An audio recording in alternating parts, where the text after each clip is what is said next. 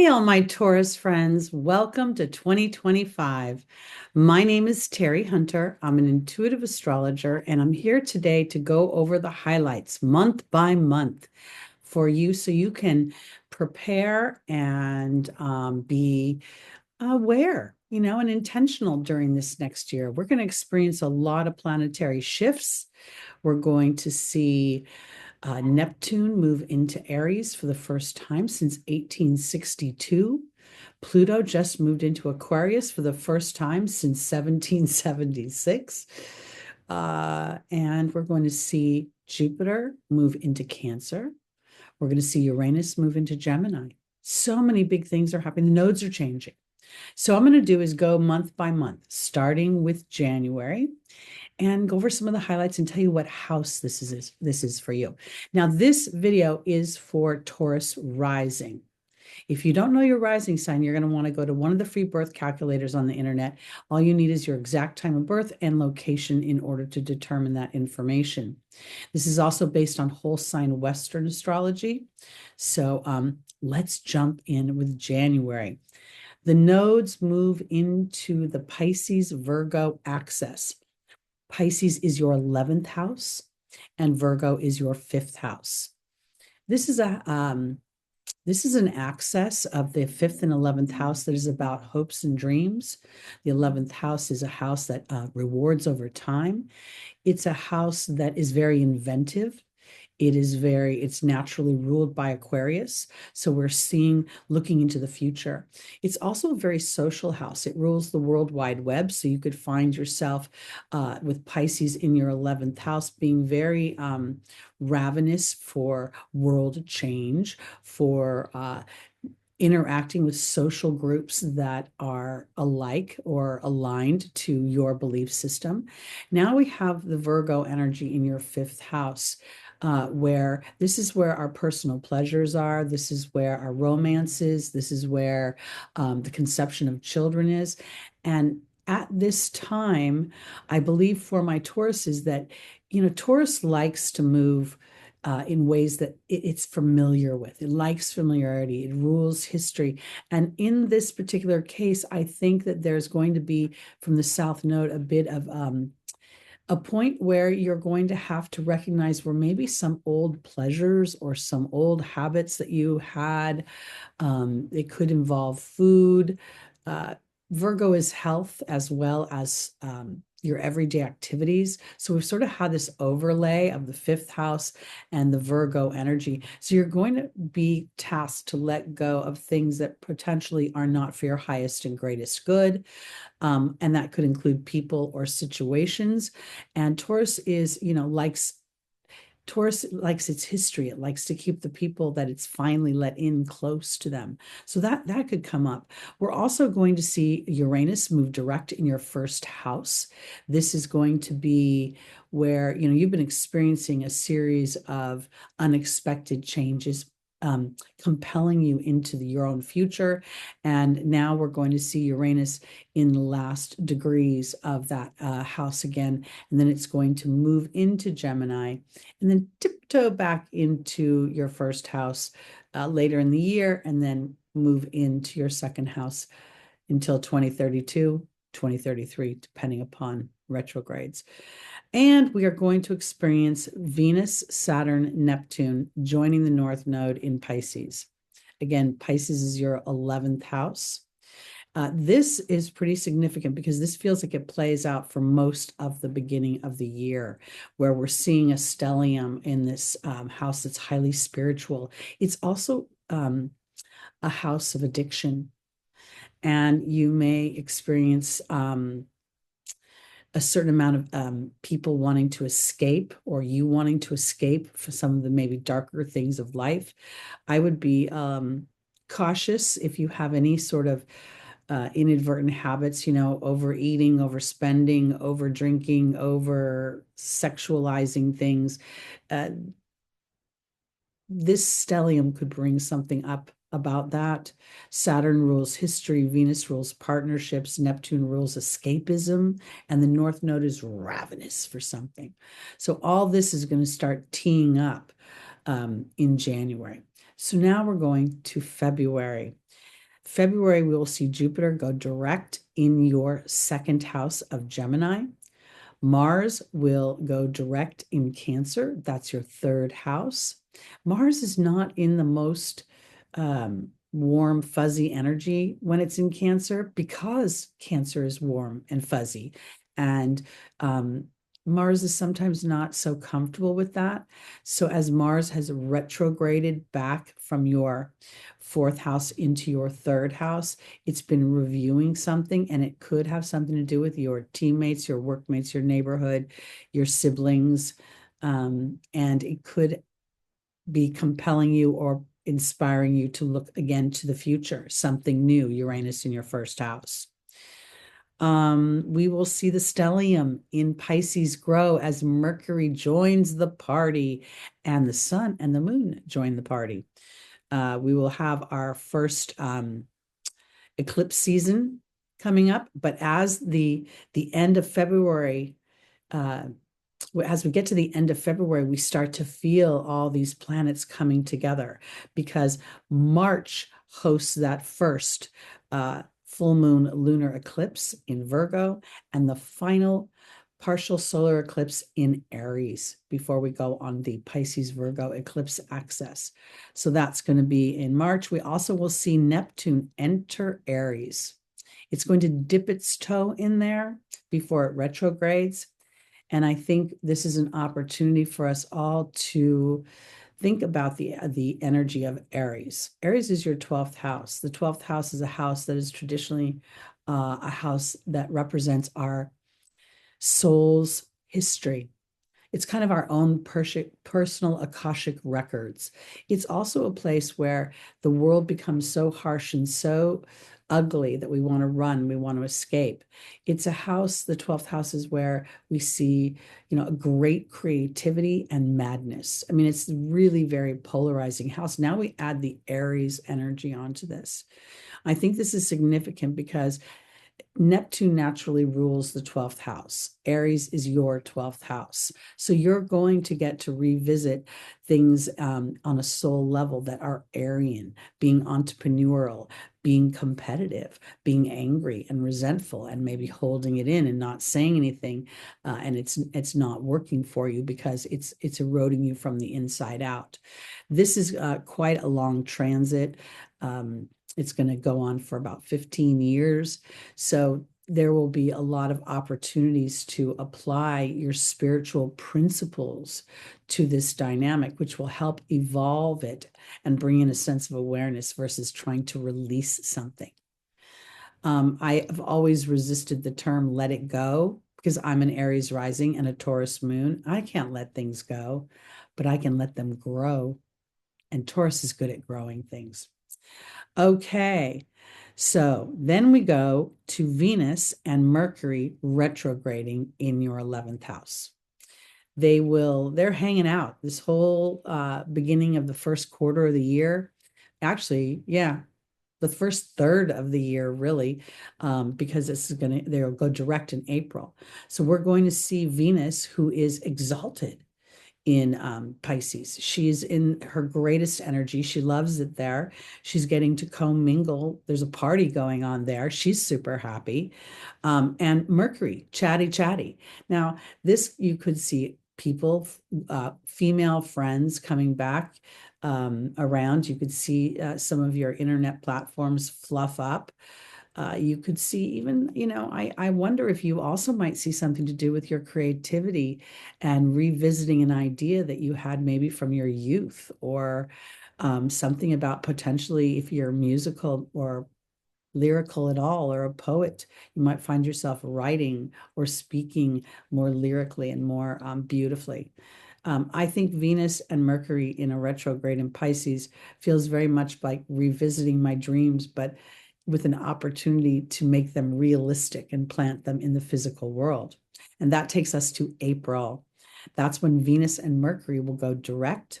And I think that this is awesome because not only are they still in a stellium with Saturn and the North Node, but they're also now moving forward into the sign of Aries, your 12th house. So here you get an opportunity to really plant in with your divine tools And I say this because I really believe in the be, do, have.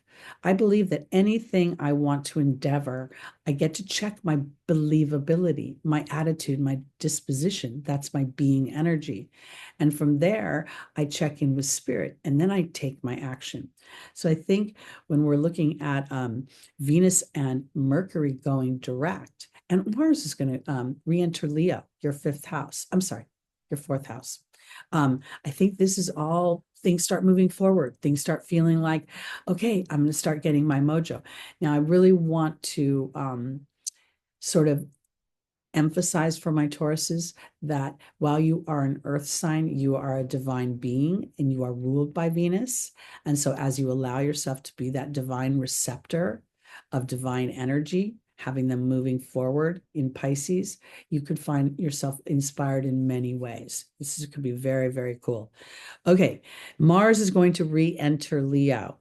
Mars will be so much happier when it enters your fourth house because it just gets a little bit overwhelmed when it's in Cancer with all the emotional conversations.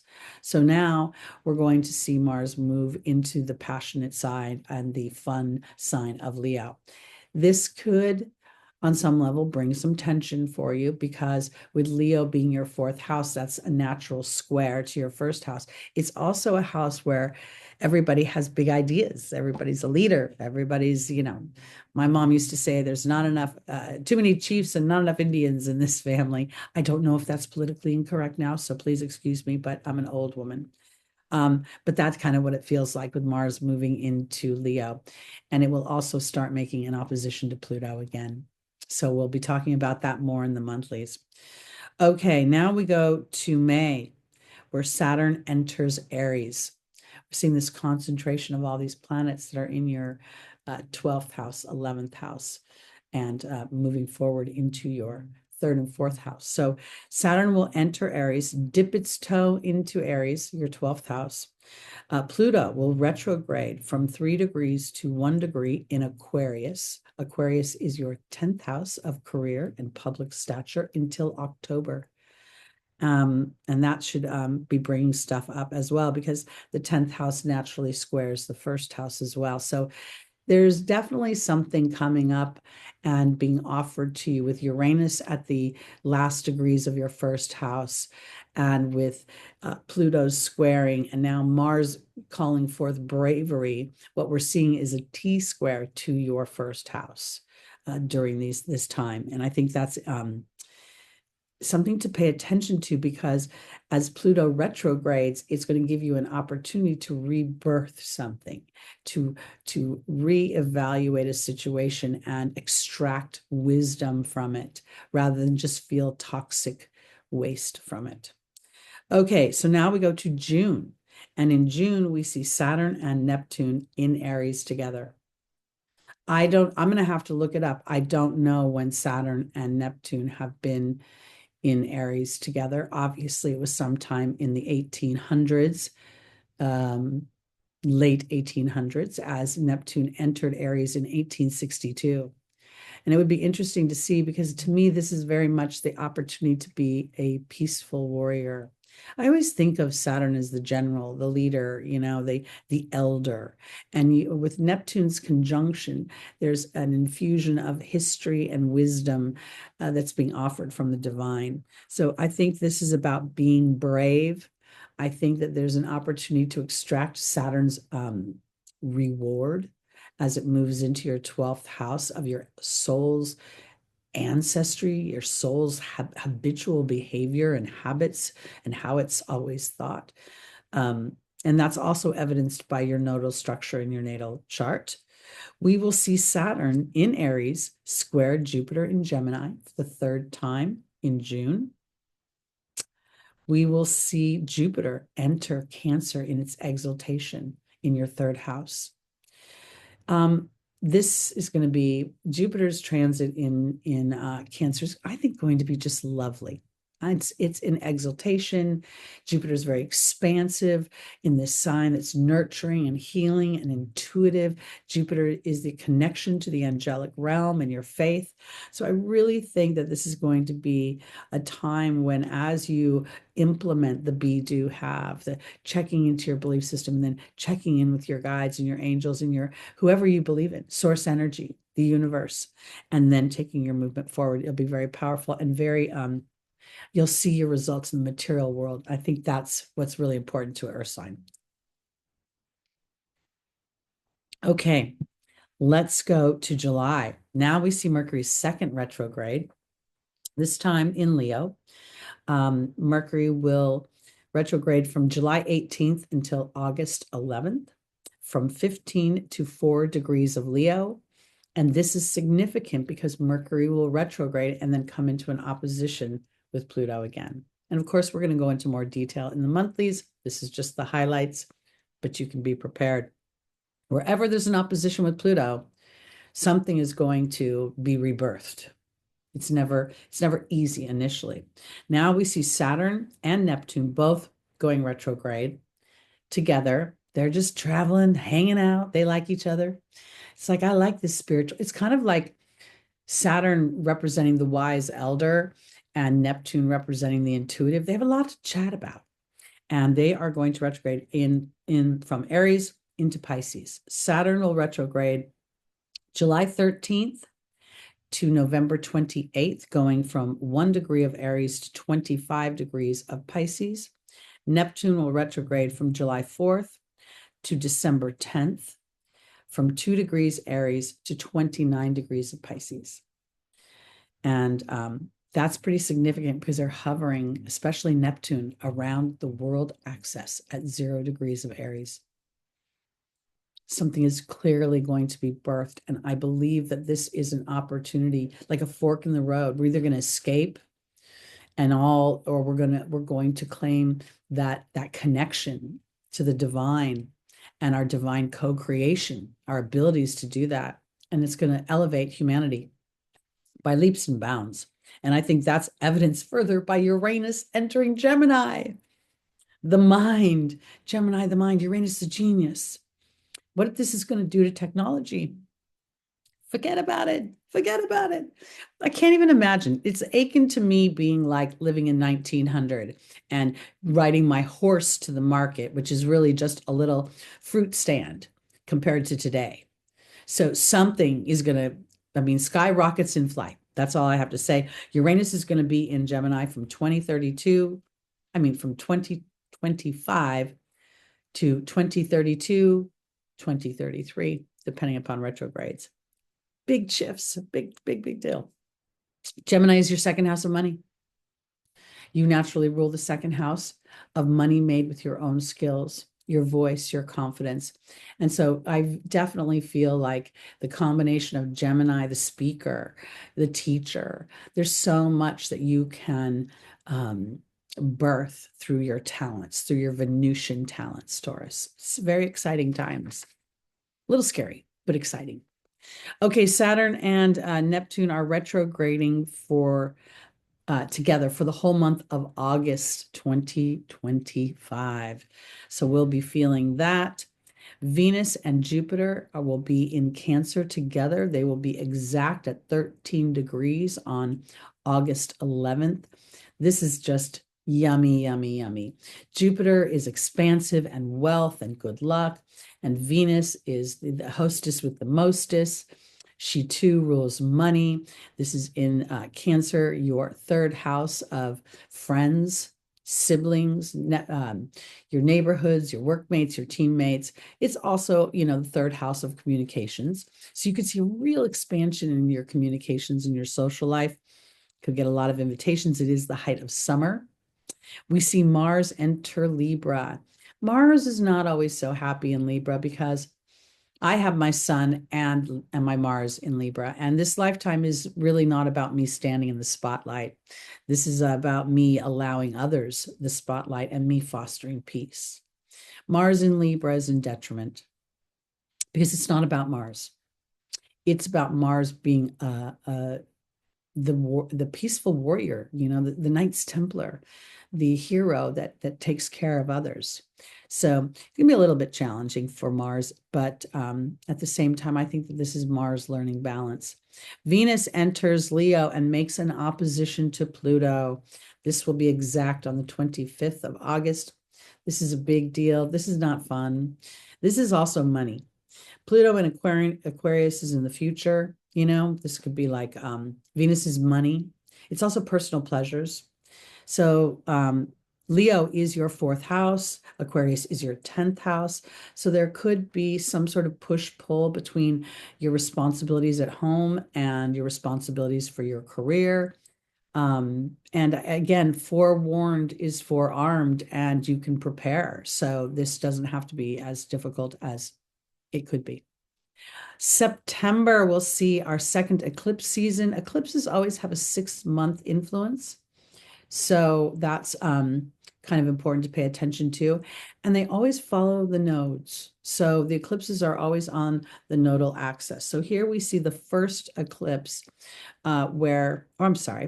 second eclipse season, first eclipse of the season is a full moon total lunar eclipse in Pisces. Pisces, again, is your 11th house of hopes and dreams and of things that mature over time. And Taurus is so good at, letting something grow, understanding the process of growth. So this could be very beneficial. And then we will have 2 weeks later, the full moon total lunar eclipse could bring the end of something, but I personally do not think full moons bring endings. I think they bring illuminations that then lead to new actions. So that's why I think something could begin. The new moon solar eclipse in Virgo will be in your 5th house. And I think that that's important because this is a house that involves your health and your work and your service.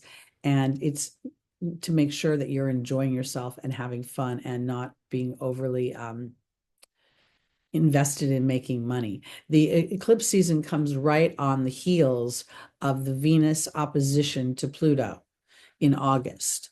So there may be a little bit of a hiccup, but don't panic. That's almost saying still have fun. It's still good to have fun. Balance things out.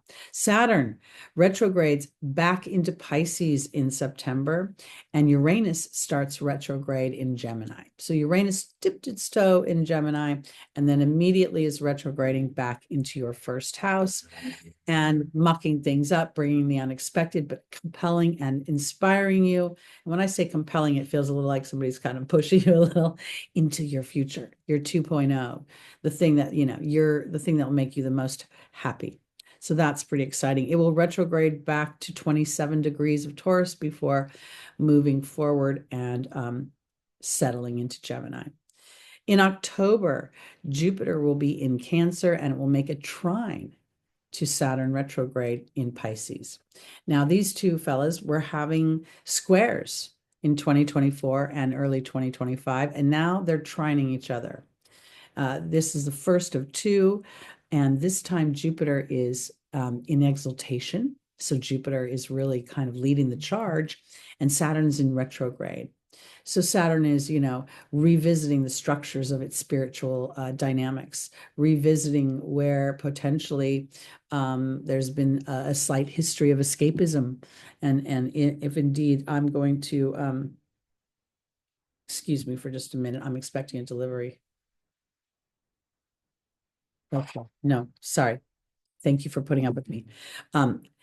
Saturn is in Pisces. For me, this whole 2-year transit is about developing my spiritual tools, my disciplines, being enduring beyond what I can see. Now, Jupiter is supporting that.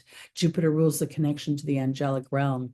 It rules that broad, expansive energy of the universe, knowing that there is an energy that we can tap into. So this really feels very good to me. Neptune will retrograde back into Pisces. Saturn and Neptune are hanging out together. So Saturn's a little quicker moving, so kind of taking the lead, coming back and forth, but they're still hanging out. And while they are retrograding, they are in constant conversation with one another. We will see Pluto go direct at 1 degree of Aquarius. So Pluto is absolutely settled in, and those who are early born Leos and early born Aquariuses, or any early degrees of Taurus or my brain just went blah. Where's my last fixed sign? Taurus, Aquarius, Leo, Scorpio. I'm so sorry. Every once in a while, my brain just is everywhere because I'm in like 5 time zones. Right now, it's literally December 2024, and I'm talking about October 2025. Okay, so Scorpio and Taurus, Pluto is squaring you. So if you have any planets for my Tauruses in the early degrees, look to that, because Pluto's bringing something up for you. And Pluto will move direct and move on for the next 20 years. November, Mercury will retrograde for the 3rd time, and for the 3rd time in Sagittarius, this time 6 degrees Sagittarius back into 20 degrees of Scorpio. This is going to be November 9th through the 29th. So for most of November 2025, we'll experience that. Jupiter retrogrades in Cancer from 25 degrees to 15 degrees. That's going to start in November 11th, 2025, and go all the way until March 11th, 2026.